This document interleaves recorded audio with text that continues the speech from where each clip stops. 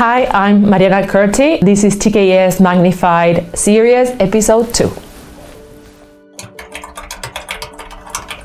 Okay, I'm the K-12 World Language Coordinator, so that means that I worked in the 3 divisions. And my job is to try to find alignment when it comes to systems, curriculum, pedagogy, and outcomes across the 3 divisions. And eventually we want to become a leader in the region when it comes to language teaching and learning. Oh my God, I was born in Rosario, Argentina, a city that is very famous now because of Lionel Messi. That's his hometown. After that, I lived in the United States, in Northern Virginia. Then I moved to northern Spain, in Bilbao, and that's where I lived for the past 15 years, and now Saudi Arabia. Oh, this year, August, so I'm a newbie.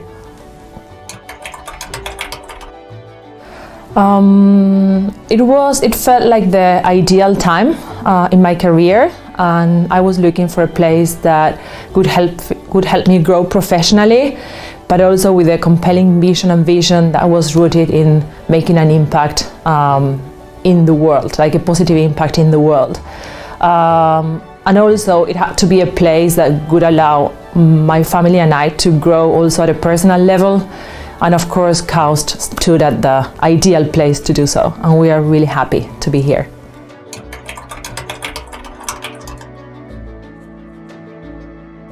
Visiting a friend, and when I was there, I happened to meet the assistant superintendent of Winchester Public Schools, and they were looking for an EAL specialist, and they were like, why don't you just interview with us? So I did. And after a series of in-person interviews, I left for Europe because that was my plan.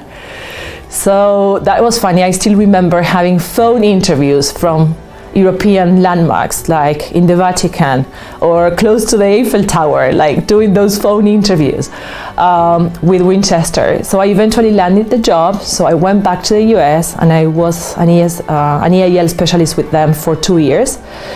And after that, I moved to Spain. So then I joined the American School of Bilbao in Spain in the same capacity, but the school was going through transition into becoming an IB school. So I was an important part of a team that pursued IB accreditation through IB diploma first, and then I took on different roles as the school became an IB continuous school.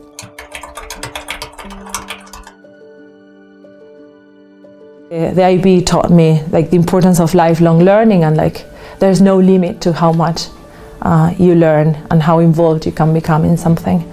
So I'm really happy that I pursue that road, because every time I go out for a training as a participant or as a workshop leader or in a school visit, I come back to the school so energized and eager to investigate newer solutions and inspire more creativity in the people.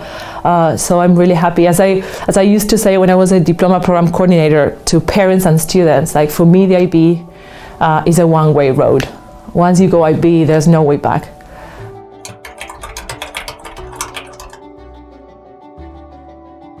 Okay, the language classroom is the ideal place to encourage students to take risks and be courageously bold. How do we do it? We create the conditions for them to make mistakes. It's okay to make mistakes, and they are necessary to learn a language. They matter, their opinions matter, and the most important thing in a language classroom is not looking for proficiency in language, but also what do they do with this new persona, with this new knowledge, with this new way of seeing the world.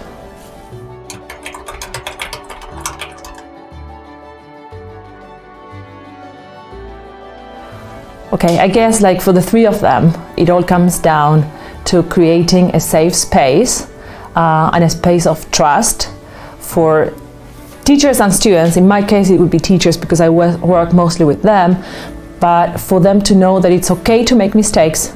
It is okay if we don't get it right the first time. We are creating an environment where we try things, we look at things from different perspectives, and my role would be to ask the right questions, to inspire them to go and try to find those solutions in creative ways. So again, it all comes down to fostering creativity and knowing that it's okay not to get it right the first time. I would say professionally, I would like to be remembered as somebody who helped people become who they want to be, but also who they've never thought they could be. So I'm thinking of examples from my professional career. I remember a student that joined the diploma program, and she came from a very difficult place because she was a student that struggled through her middle school life, and there were teachers that would tell her that she would never be able to make it through an IB diploma. And I had a very strong team, and it was all about creating the conditions for her to be successful, meeting her where she is, applying the IB philosophy to this student. So once she started seeing that she could be successful, she was successful, and she graduated, and she was awarded an IB bilingual diploma. Now she has just graduated from university with a major in psychology, and she moved on to start her master's degree in neuroscience. So I feel that she will never forget how we made her feel and made her feel that she could. And I really like to be remembered as part of the team that made that possible for her.